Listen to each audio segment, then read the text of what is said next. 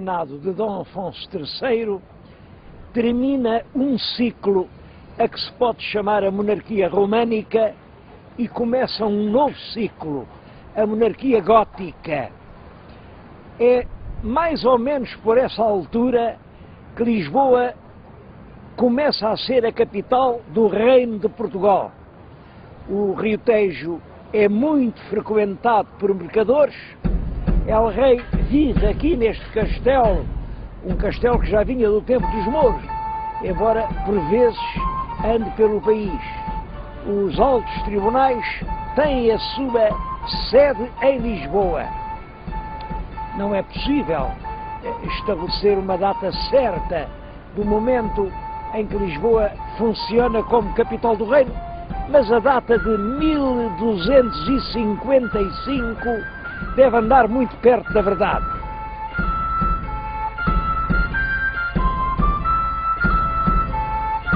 Ao rei Dom Afonso III sucede no trono o filho primogênito, que é o Dom Dinis. Devo dizer-lhes que não foi uma sucessão pacífica, porque Dom Dinis, quando nasceu, o pai estava casado já com a mãe de Dom Dinis, a rainha Dona Beatriz, mas ainda era viva a primeira esposa, a tal Condessa de Bolonha. Portanto, em bom rigor, o Dom Dinis não era filho legítimo, porque o casamento ainda não tinha sido legitimado. Foi por isso que os irmãos fizeram uma guerra, é a Guerra de Porto Alegre. A região de Porto Alegre e o castelo de Porto Alegre estão ligados a essa guerra.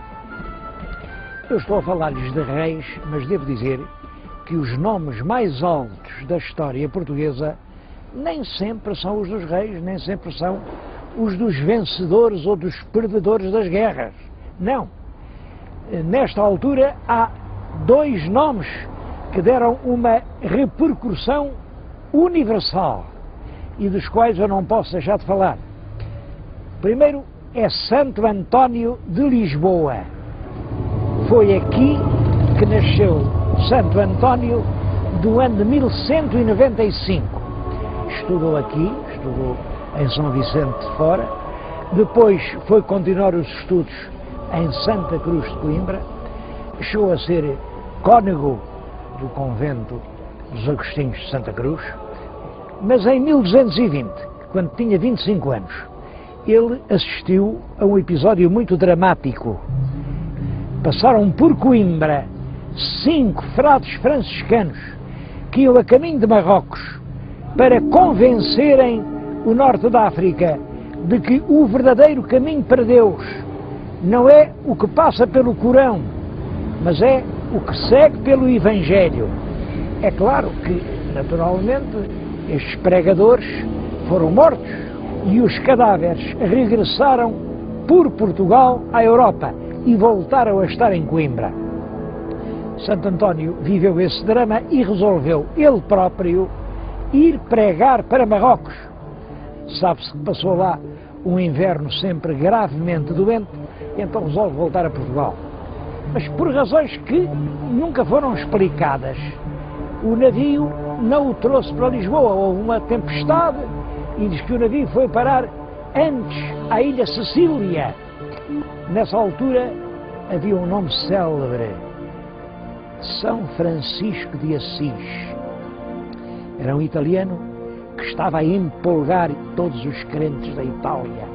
Santo António conhece pessoalmente São Francisco, é nomeado pregador e professor de teologia dos franciscanos e rapidamente ocupa dentro da ordem uma posição incomparável.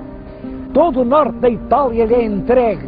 A luta contra as heresias dos albigenses é ele quem a trava, com discursos que inflamam milhares e milhares de crentes. Bom, ele morre praticamente no púlpito, esgotado na Semana Santa de 1231. Passados 10 meses apenas, foi canonizado. E em Itália, ainda hoje, quando se diz o santo é o Santo António. Em Itália, a Basílica de Pádua e toda a cidade de Pádua lhe está consagrada. É uma das figuras portuguesas que ainda hoje têm uma maior projeção em todo o mundo.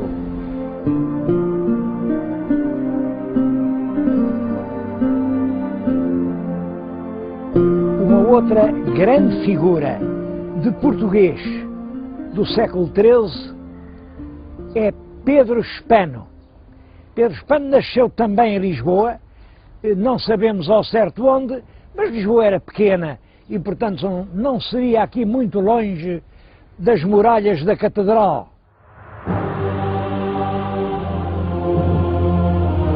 Ele era filho de um médico de Lisboa e veio a ensinar medicina e lógica em várias universidades da Europa.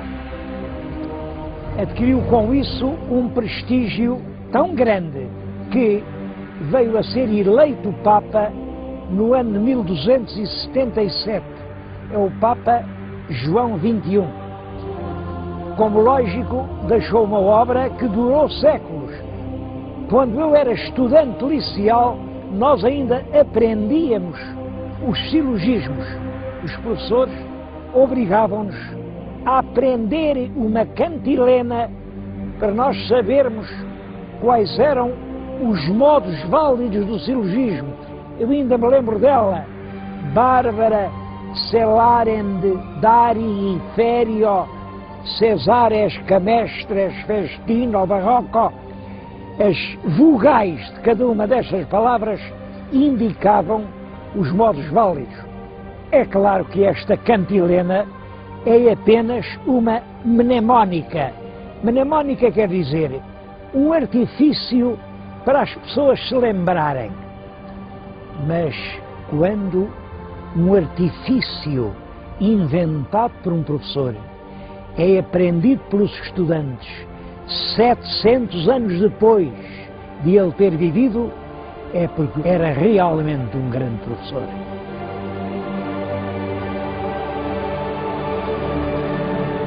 Na época do rei Dom Dinis, continuou o grande crescimento económico que vinha do reinado anterior.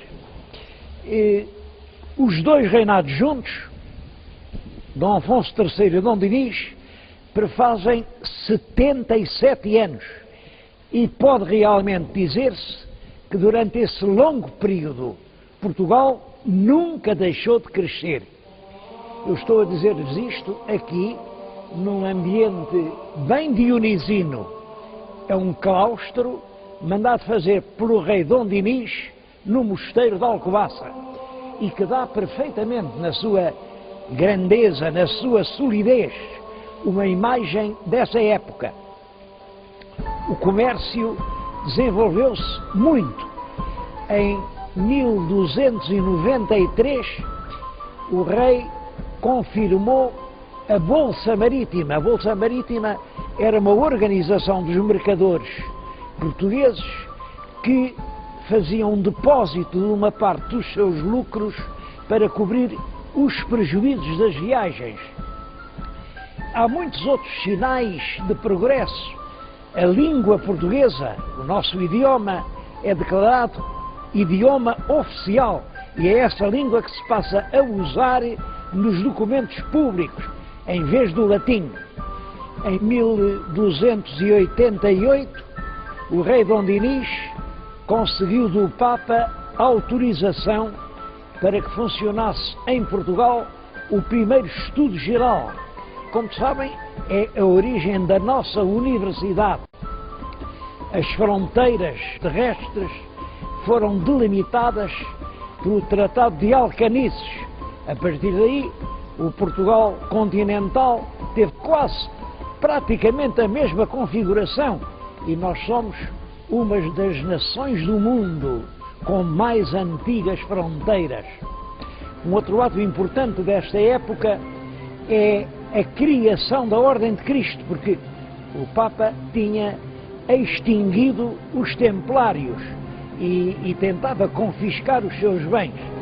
O rei Dinis tinha acabado a guerra com os mouros em terra, com a conquista do Algarve, Mas essa guerra prosseguia no mar e quem estava especialmente incumbido da guerra contra os mouros eram os templários e agora os cavaleiros da Ordem de Cristo. E é por isso que os navios dos descobrimentos ainda trazem nas velas a cruz da Ordem de Cristo.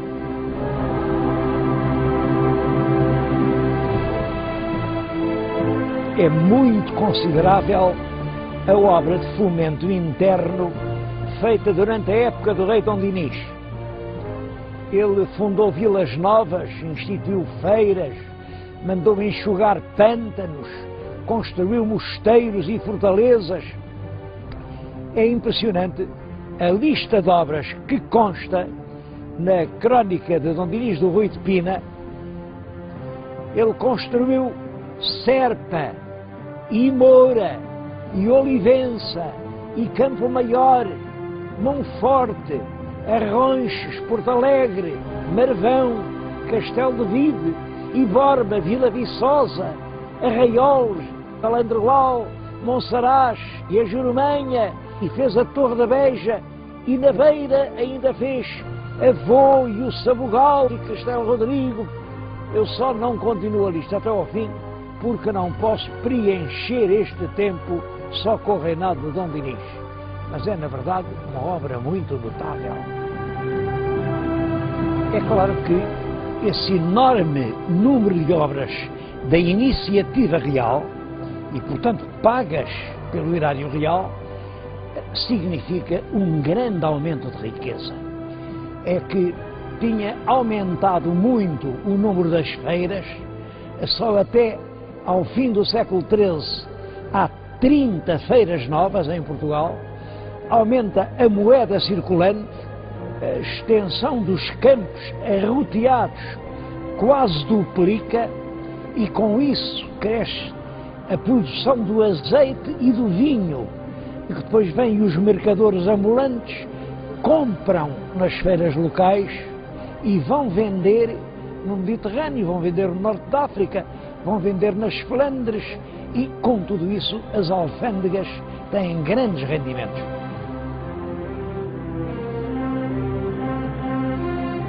O rei de Portugal casou com uma filha do rei do Aragão, a princesa Isabel. Vem a ser a famosa Rainha Santa. Esse casamento fez primeiro por procuração em Barcelona e depois realizou-se com uma grande solenidade na vila portuguesa de Trancoso. Penso que esse casamento é um facto importante na história portuguesa.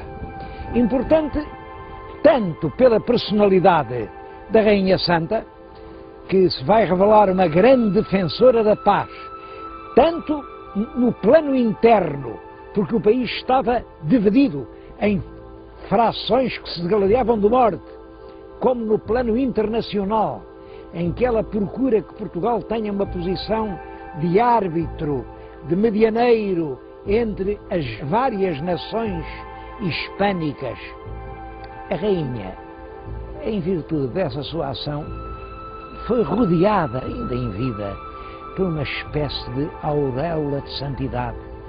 O povo atribuía-lhes milagres e ela veio realmente a ser beatificada, ainda no Renascimento, pelo Papa Leão X e depois canonizada, mas isso já no século XVII, pelo Papa Urbano XVIII. Este é o mosteiro de Santa Clara a Velha. A rainha, já nos últimos anos de vida, é por volta de 1330, ela morreu em 36, manda fazer um sepulcro lindíssimo e a ideia dela era que ficar aqui, nesta igreja de Santa Clara, que ela própria mandou construir. Isso não foi possível porque, passados cerca de 15 anos sobre a construção, dá-se a primeira inundação do rio Mondego, as águas invadem a igreja, começaram a tentar fugir ao ritmo das águas, a fazer planos mais altos, um coro alto para pôr o túmulo, mas o túmulo nunca pôde ir para o lugar onde a rainha sonhou que ele havia de ficar. Acabaram por colocá-lo também aqui em Coimbra e está no Coro Alto de Santa Clara Nova.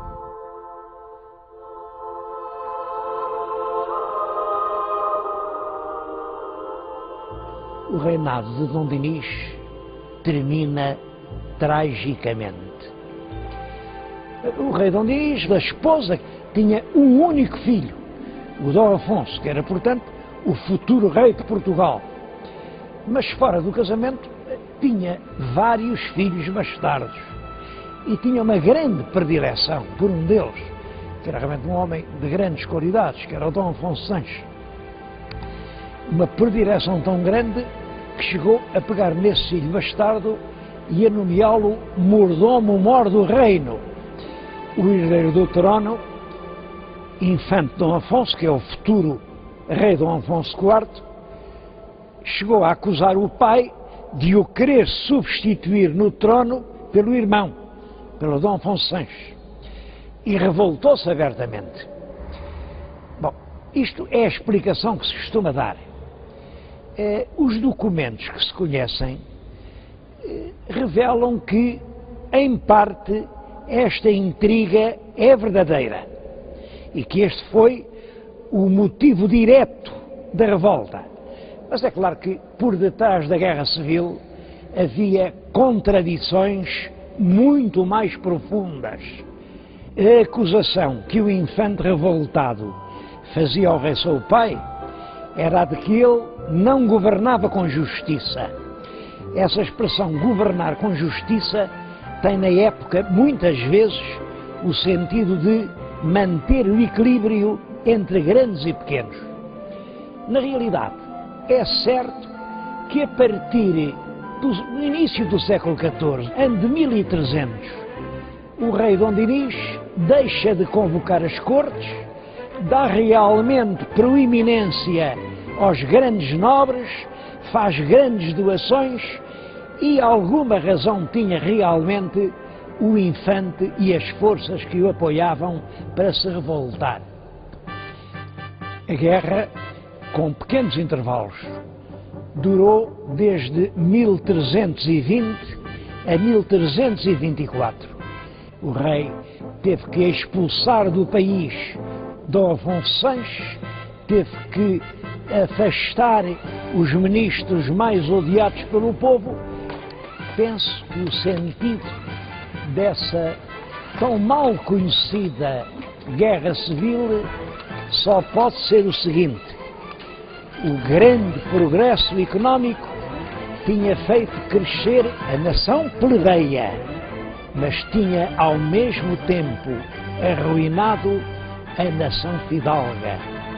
Por isso, na véspera do último combate em Santarém, foram contar as lanças. Do lado do rei só havia 40 lanças. Do lado do povo havia 320 lanças. O povo tinha vencido mais uma vez.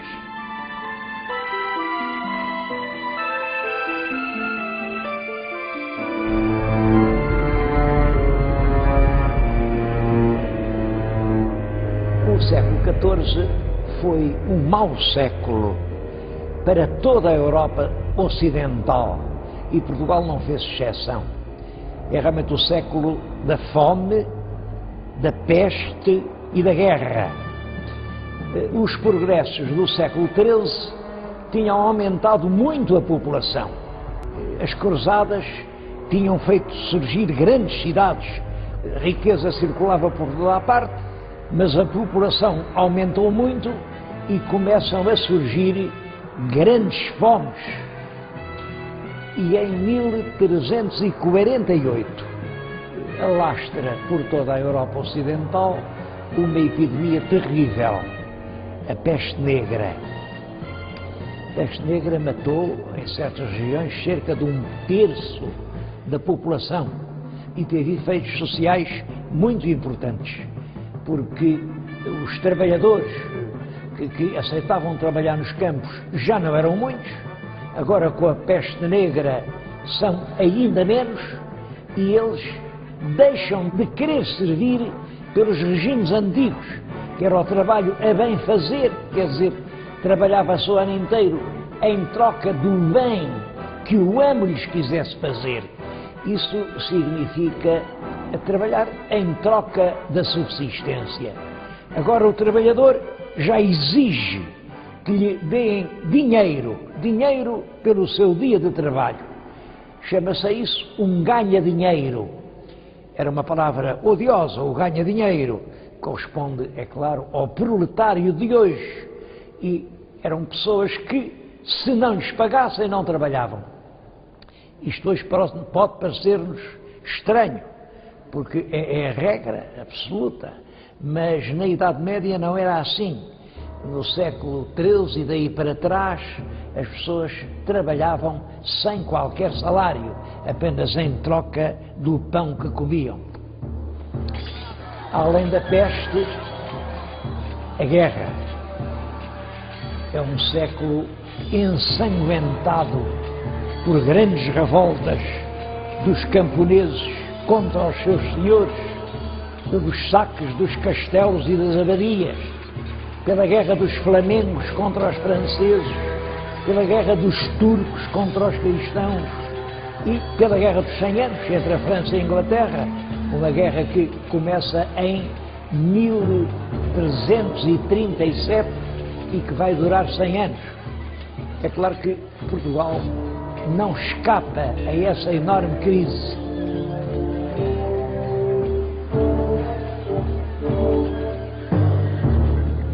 O novo rei, Dom Afonso IV, começou a reinar em 1325. Os dois acontecimentos mais célebres do reinado são a morte de Dona Inês de Castro e são a Batalha do Salado. A Batalha do Salado é uma batalha travada no sul de Espanha, perto da cidade de Tarifa, contra os exércitos coligados do rei de Marrocos com o rei de Granada, que fizeram um último esforço para reconquistar para o Islão a Península Hispânica. Nessa batalha, os mouros foram completamente vencidos pelos reis também coligados de Castela e de Portugal. O rei de Castela é Afonso XI, o rei de Portugal é Afonso IV. E eu estou a falar-lhes nisto aqui perante o túmulo de um dos combatentes do Salado, Lopo Fernandes Pacheco, que foi um fiel conselheiro de Afonso IV e que o acompanhou na tal famosa batalha.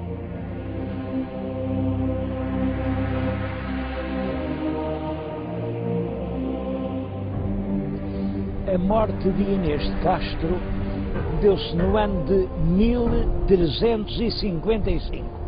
Esse é um dos episódios mais famosos de toda a história de Portugal.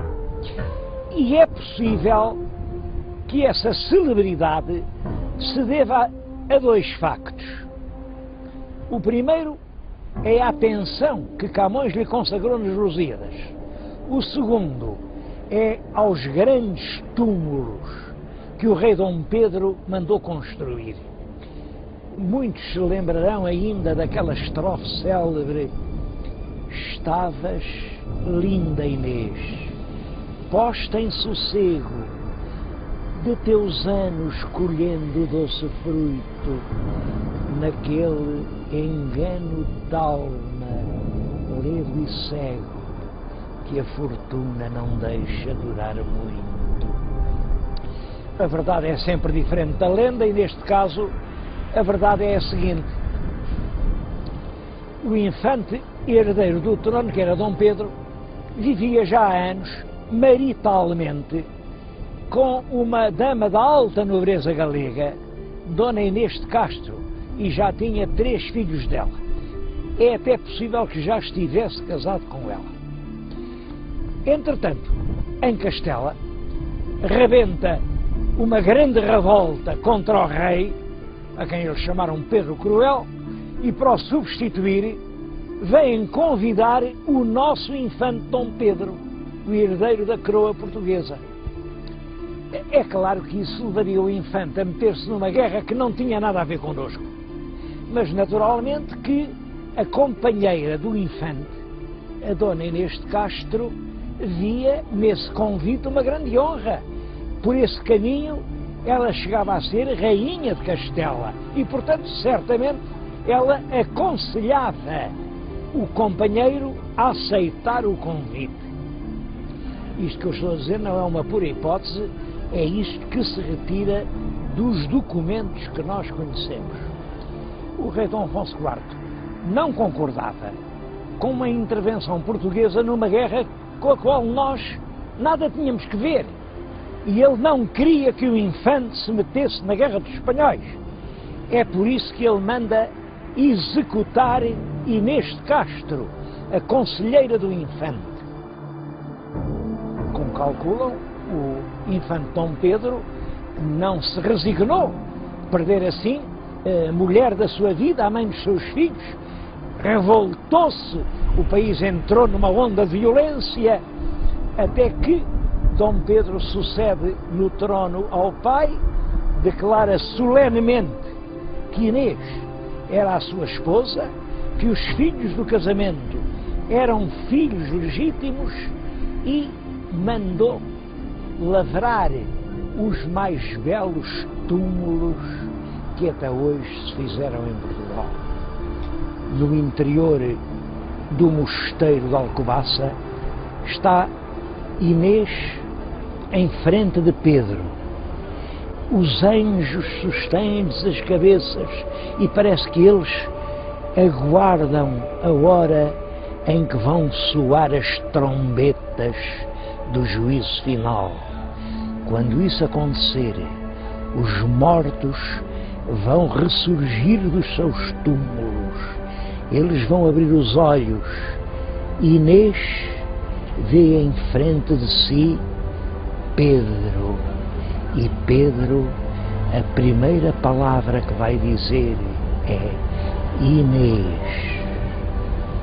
Num dos túmulos há uma legenda que diz: até ao fim do mundo.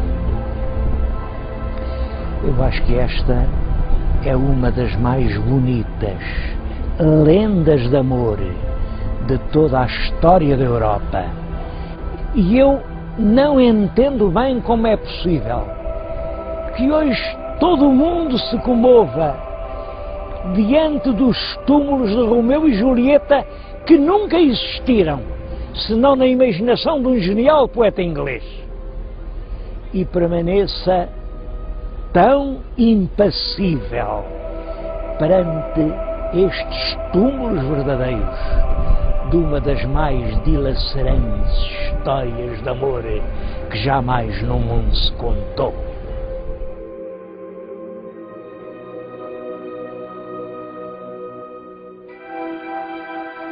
A Dom Pedro sucedeu o filho, Dom Fernando, que ocupou o trono português desde 1367 a 1383. Portanto, durante 16 anos. Foi um curto e triste reinado. Foi a propósito deste rei que Camões escreveu nos Lusíadas: o fraco rei faz fraca a forte gente. O país estava profundamente dividido entre grandes e pequenos, como sempre, entre partidários da Aliança Inglesa e partidários da Aliança Francesa, e todavia era preciso escolher entre os fidalgos, os mercadores, os mosteirais, e o rei não tinha nem a força, nem o carisma indispensável para conseguir agrupar e dominar essas contradições. Além disso, ele praticou 3 grandes erros que agravaram muito a atmosfera política do seu tempo. O primeiro erro foi envolver-se em 3 guerras com Castela. 3 guerras perdidas e nas quais ele se portou sem valentia, sem inteligência. O segundo erro foi o casamento com Dona Leonor Teles de Menezes. É que acontece isto: o rei já por 2 vezes tinha contratado os seus casamentos. Da primeira vez com uma Dona Leonor que era filha do rei de Castela. Da segunda com outra Dona Leonor, uma Dona Leonor que era filha do rei do Aragão. O casamento custou um dote elevadíssimo e o dinheiro foi para lá. Mas, entretanto, o rei conheceu uma terceira Dona Leonor, que era uma grande fidalga portuguesa, mas que já estava casada com um fidalgo da Beira, João Lourenço da Cunha. O rei conheceu-a, apaixonou-se e resolveu casar com ela. O povo não concordava com esse casamento, porque achava que o rei casar com uma mulher já casada não era muito digno. Eu acho que por detrás desse pretexto havia uma razão mais forte. É que desde sempre existia em Portugal uma forte pressão entre as classes populares e a alta nobreza. E Dona Leonor Teles de Menezes pertencia realmente à alta nobreza. E o conflito que se desenvolve a pretexto do casamento revela toda a força dramática desse conflito a que o Fernão Lopes chamou o grande desvairo entre el rei e o povo. É que quando em Lisboa constou que o rei se ia casar, instalou uma revolta e 4.000 mesteirais, mesteiral quer dizer homem de mistério, não é um agricultor, é um homem de ofício popular. 4.000 mesteirais armados, cada um com o que tinha, juntam-se em protesto diante do Paço Real. O rei manda-se informar e finge que está disposto a ouvir as queixas do povo, mas manda-lhes dizer: vocês amanhã, pela tarde, juntam-se todos no adro da igreja do convento de São Domingos e eu vou lá ouvir o que é que vocês têm para me dizer. À hora marcada, o adro de São Domingos era um mar de gente. Todos queriam ouvir como é que o rei explicava aquela situação. A tarde já estava a chegar ao fim quando se soube a odiada notícia. O rei tinha enganado o povo. Ao raiar da madrugada, saíra por uma porta escondida do Paço Real e, com Leonor Teles, ia já longe de Lisboa a caminho do norte do país. O alfaiate Fernão Vasques, que era quem tinha sido encarregado de expor as razões populares, não pôde fazer o seu discurso. Vieram soldados reais, prenderam-no e cortaram-lhe a cabeça à machadada. Mas não foi só Fernão Vasques. Os documentos falam-nos em cabecilhas do motim, que por essa razão foram justiçados. Os documentos dizem só justiçados. Mas nós todos sabemos qual era a justiça que se fazia no caso de revolta contra o rei. Era a ponta da corda da forca para os plebeus ou o gume da machada para os fidalgos. Mas eu referi-me a 3 erros. Penso que o terceiro erro foi a publicação da Lei das Sesmarias. Não é conhecida a data exata, mas segundo a indicação de Fernão Lopes, é de cerca de 1375. A nossa historiografia tradicional e romântica viu nessa lei uma providência de proteção e de ajuda à agricultura. Realmente não é isso que a lei diz. Refere-se concretamente às terras que são para dar pão e que proíbe que sejam utilizadas para qualquer outra produção. Eu estudei algumas centenas de contratos de exploração rural e repete-se constantemente esta expressão: o lavrador tem de dar ao Senhor ou 1/3 do pão que Deus der, ou 1/4 do pão que Deus der, ou 1/5 do pão que Deus der. Há hoje expressões, por exemplo, no Algarve, a quarteira, eram terras onde se pagava ao quarto. Até suspeito que a palavra 1/5 eram terras onde se pagava o quinto. Mas sempre do pão que Deus desse. Naturalmente, se o lavrador não semeasse o trigo, mas pusesse o bacelo da vinha ou as empas da oliveira, Deus não dava pão nenhum. E do vinho e do azeite, o lavrador nada tinha que pagar. É, portanto, para corrigir essa situação, em benefício da nobreza, mas em prejuízo dos lavradores, que o rei Dom Fernando publica a lei das sesmarias.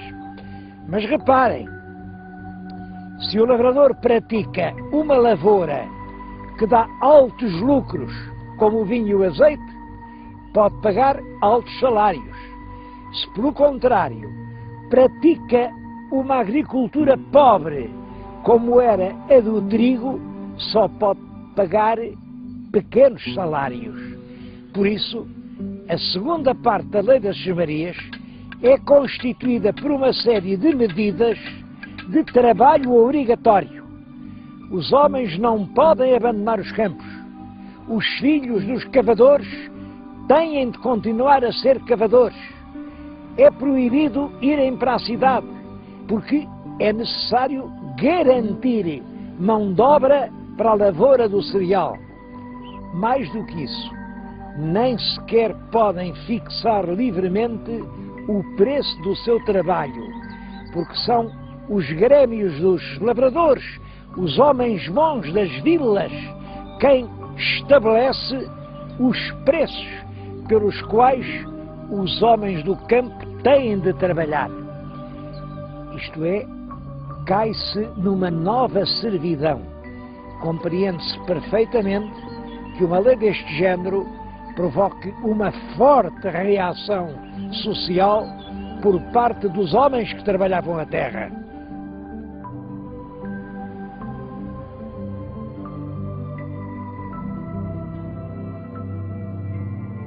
Dom Fernando morreu, parece que minado pela tuberculose, nos primeiros dias de outubro do ano de 1383.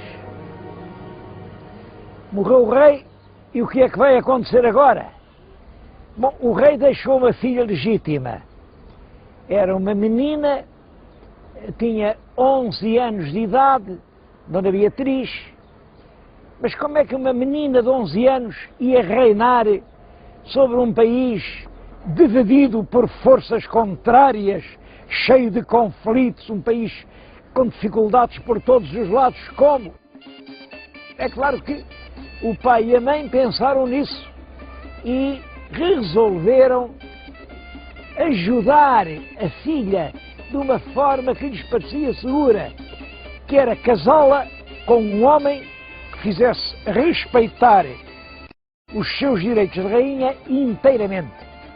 Esse homem era o rei Dom João I de Castela. Era viúvo, já tinha uma certa idade. É claro que a independência de Portugal corria algum perigo com o facto da jovem rainha portuguesa estar casada com o experiente rei de Castela. Mas os nossos diplomatas e os nossos políticos encontraram uma forma muito hábil. Foi negociar um tratado muito completo, muito penorizado, muito prudente, que eram os famosos trautos. Os trautos diziam isto: quem fica a reinar realmente em Portugal é a rainha viúva Dona Leonor de Teles. Enquanto não tiver um filho varão com 14 anos de idade, esse filho varão deve ser sempre educado em Portugal, de maneira que saia um perfeito português. Quando o rapaz tiver 14 anos, a rainha cede-lhe o poder e, portanto, Portugal continua a ter um rei português. Era realmente um sistema engenhoso e esperto. Simplesmente o povo não acreditava lá muito nessas espertezas dos diplomatas. O povo pensava que, diabo, se o rei for castelhano, quem manda em Portugal são os castelhanos, o resto são histórias. E por isso, quando, passados 8 dias sobre a morte do rei, vieram fazer a aclamação da rainha, vinham os fidalgos à frente e diziam: Arraial, por Dona Beatriz, rainha de Portugal. E ninguém respondia: Arraial, por Dona Beatriz. Noutras cidades, os fidalgos bem se esforçavam, mas o povo rosnava: Arraial, quem cujo reino for levá-lo-á. Quer dizer, quem tiver direito ao trono é que vai ficar com ele. E houve mesmo cidades onde o povo respondia em plenas vozes: Arraial, por Dom João, rei de Portugal. Esse Dom João era o filho mais velho do Dom Pedro e da Dona Inês de Castro. Ele estava homiciado em Castela, porque aqui tinha morto uma mulher com quem estava casado, isso é que é verdade. Tinha morto em Coimbra a Maria de Teles e tinha fugido para Castela. Mas esse era o rei que o povo queria. Era o jovem e vigoroso príncipe Dom João, filho de Dona Inês de Castro e do bom rei Dom Pedro. Claro que lá em Castela, logo que souberam que aqui o aclamavam, meteram-no na cadeia. O pobre rei Dom Fernando morreu. Morreu o rei, ficou a rainha Leonor de Teles. Determinada, corajosa, mas quem a aconselha é o conde João Fernando Zandeiro. Ele é da Galiza. Deram-lhe aqui o título de Conde de Orém. Uma família portuguesa, os Menezes, achavam que o título de Conde de Orém devia ser lá na família. E bastou isso para uma grande parte da nobreza começar a odiar o novo Conde de Orém, a quem só chamavam, assim um pouco por desprezo, o Condandeiro. O Condandeiro é fundamentalmente um diplomata. Conhece bem a Inglaterra, conhece bem a França e, sobretudo, está consciente da gravidade das soluções que ele tem de tomar. A Europa mergulhou na Guerra dos 100 anos. Portugal tinha o seu comércio marítimo muito dependente da navegação no Mar do Norte. E quem manda no Mar do Norte são os navios da esquadra inglesa. Se, portanto, nós não tivermos o apoio inglês, não vamos exportar nem mais uma pipa de vinho, nem mais uma barrica de azeite, nem mais um fardo de pão. O andeiro, primeiro, inclina-se para a aliança inglesa. E é daí que vem a nossa velha aliança com a Inglaterra. Mas a verdade é que isso provoca invasões espanholas. E os ingleses não nos vêm ajudar. Por isso, ele volta-se agora para Castela. Tenta negociar acordos e alianças, mas, naturalmente, agora os burgueses não concordam. Estar do lado da França é estar contra a Inglaterra. E estar contra a Inglaterra é estar contra o bom negócio. Era, portanto, preciso mudar de projeto político. Mas para mudar de projeto político, tinham de sacrificar o conde João Fernando Zandeiro. Devo dizer que a crónica de Fernão Lopes conta as coisas de uma forma diferente. O que diz é que a rainha Leonor Teles era amante do conde João Fernandes Andeiro e que, portanto, os burgueses de Lisboa, muito indignados com aquele adultério, que coisa horrorosa, então uma rainha viúva há tão pouco tempo, metida lá com o Andeiro, e que resolveram matar o Andeiro. De facto, há sempre uma pequena intriga por detrás de um grande interesse.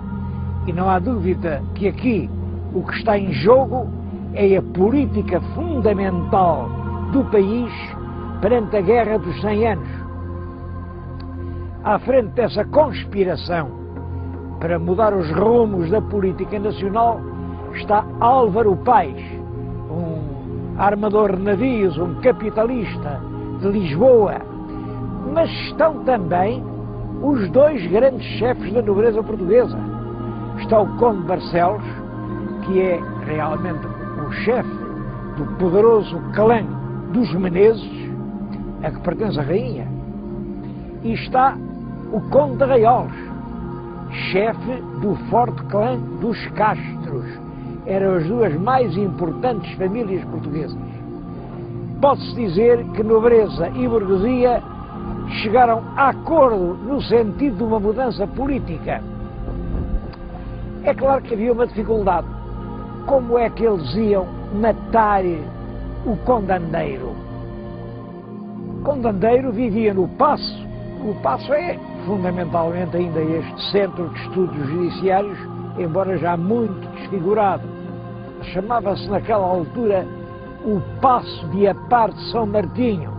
Ora, como é que se vai entrar num palácio que tem a sua guarda? Eles engenharam um plano muito hábil. Momentos antes do mestre Davis, que era a pessoa escolhida para matar o conde, entrar no palácio, punham escudeiros a correr aqui, estas ruas de Alfama, a correr e a clamar: acudam ao paço que mata o mestre, que é filho de El Rei Dom Pedro, e toda a gente corre ao paço.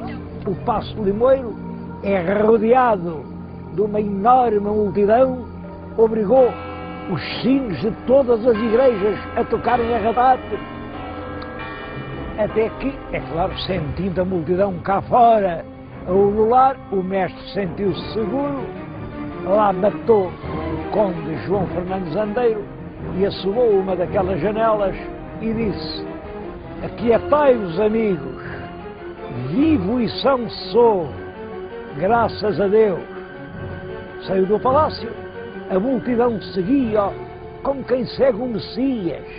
Alguns diziam entre si: tomemos este homem e façamo-lo rei. É claro que isso era difícil, porque havia irmãos do mestre Davis que tinham mais direitos do que ele, que eram os filhos de Inês de Castro. Mas esses filhos estavam em Castela, tinham sido presos. O rei de Castela, logo que soube, morreu Dom Fernando, prendeu os infantes portugueses que podiam ser sérios pretendentes ao trono, portanto eles estavam presos e aqui o povo, o mais que pôde, foi eleger o mestre defensor e regedor do reino. Bom, estas palavras, defensor, carregado da defesa contra Castela, e regedor, encarregado de o reger. Reger, claro, enquanto não vinha o rei que tinha sido escolhido, que era o filho de Dom Pedro e Dona Inês de Castro, infanta Dom João. Naturalmente, isto é uma revolução em Lisboa, uma revolução completa, e o rei de Castela invade Portugal, vem pôr cerco a Lisboa, o cerco dura meses, a cidade passa terríveis provações, mas não há dúvida de que o mestre Davis portou-se com valentia e, a certa altura, começa a cair uma peste mortal. E o rei de Castela, antes que a peste lhe acabasse com o exército, ou até que a peste atingisse a rainha com quem estava casado, a rainha portuguesa, resolveu ir outra vez para a Espanha para refazer as suas forças. O mestre Davis não perdeu tempo. Mandou reunir cortes em Coimbra. Em Coimbra havia um palácio real, o Paço Real da Alcáçova. Este aspecto que atualmente se vê é quase todo do tempo do Marquês de Pombal. Mas o conjunto fundamental do edifício é ainda o Palácio Real da cidade, onde o mestre Davis mandou reunir as cortes de 1385. E o que ele pôs aí foi este problema. O trono está vago. Quem deve ser rei de Portugal? Apresentou um advogado muito inteligente, muito hábil, que era o João das Regras. E o João das Regras disse, bom, a rainha Dona Beatriz não, porque está casada com o rei de Castela, é um perigo.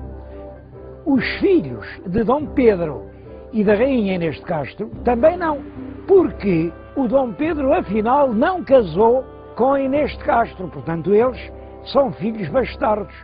Se ninguém tem direito ao trono, vamos escolher o homem com mais qualidades, que é Dom João, mestre de Avis. E assim foi. O mestre de Avis foi eleito rei de Portugal. E começa assim uma nova dinastia, que é a dinastia de Avis. Entretanto, o rei de Castela volta a invadir Portugal, agora com grandes forças, mas os portugueses vão se postar no lugar estratégico, escolhido com muita habilidade pelo condestável, isto é, o chefe do exército, Dom Nuno Álvares Pereira, um dos poucos fidalgos que estavam do lado de Dom João I. E no dia 14 de agosto de 1385, deu-se a Batalha de Aljubarrota.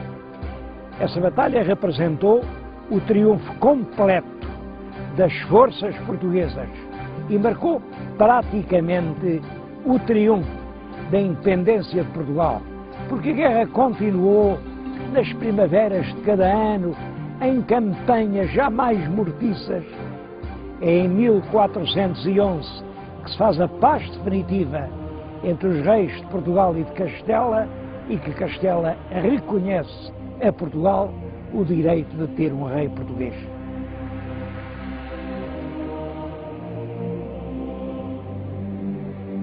A Batalha Real de Aljubarrota teve consequências de grande importância para o destino político de Portugal. Por um lado, resolveu o problema dinástico a favor da independência portuguesa. Por outro lado, colocou no trono uma nova dinastia, a dinastia de Avis. Mas, sobretudo, essa dinastia vem a imprimir um novo rumo à governação portuguesa. Para recordar para sempre essa vitória, o rei vencedor mandou construir, muito perto do lugar onde se deu a batalha, um grande monumento que ele consagrou a Santa Maria da Vitória. É um dos mais solenes e grandiosos monumentos portugueses. E El Rei Dom João I quis ter dentro dele a sua última morada. Para isso mandou construir a Mestre Huguet uma capela magnífica, grandiosa, é um dos mais extraordinários túmulos reais que existem na Europa. El Rei jaz no centro. No seu leito de morte, dá a mão à rainha. A rainha é Dona Filipa de Lencastre, da família real de Inglaterra, e a princesa que veio consolidar a aliança luso-britânica. Mas esta capela do fundador marcou para sempre a história com a lembrança del Rei Dom João I, Dom João de boa memória, de boa memória, porque o próprio rei fez escrever nas lajes do seu túmulo os principais acontecimentos do seu reinado, que foi realmente um dos mais longos e mais gloriosos reinados da história de Portugal.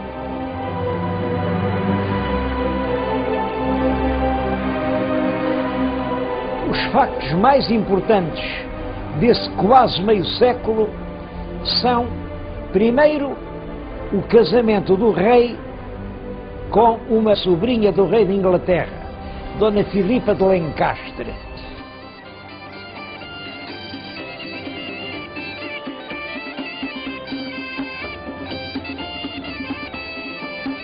Esse casamento vem reforçar a aliança entre Portugal e a Inglaterra, aliança que já tinha sido feita por el rei Dom Fernando, mas que ficou para sempre como uma das pedras angulares da política externa portuguesa. O segundo facto é a ruína da velha fidalguia de sangue, que foi em grande parte substituída por uma nobreza nova. Muitos eram aqueles valentes escudeiros que tinham estado ao lado do mestre Davis nas horas incertas da aljubarrota. Há mesmo o aparecimento de algumas grandes casas nobres. O caso mais importante é a fundação da Casa de Bragança. A Casa de Bragança tem esta história. No tempo do mestre Davis havia em Portugal 3 condados: o Conde de Barcelos, o Conde de Orém e no sul o Conde de Arraiolos. Ora bem, o mestre Davis deu os 3 condados ao mesmo jovem fidalgo, o condestável Dom Nuno Álvares Pereira.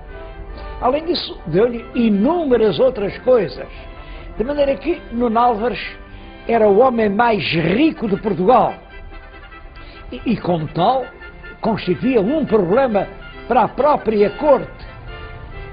O rei Dom João I, com habilidade, resolveu esse problema. O rei tinha um filho anterior ao casamento, Dom Afonso, e o Nuno Álvares tinha uma filha única. Ora bem, o rei casou esse filho bastardo com a filha única do condestável e, portanto, toda a imensa massa de bens de Nuno Álvares fica agora a fazer parte também da Casa de Bragança, quer dizer, pertence a um filho do mestre Davis. O último facto muito importante do reinado é o da conquista de Ceuta, que é em 1415. É a data que simbolicamente marca o início da expansão portuguesa. O tema das verdadeiras causas da expedição portuguesa a Ceuta é um dos temas mais polémicos da história do século XV. O que o rei Dom João I dizia era o seguinte: ele queria armar os filhos cavaleiros, porque os 3 filhos mais velhos, entretanto, tinham-se feito homens, mas devia, para isso, fazer uma grande festa.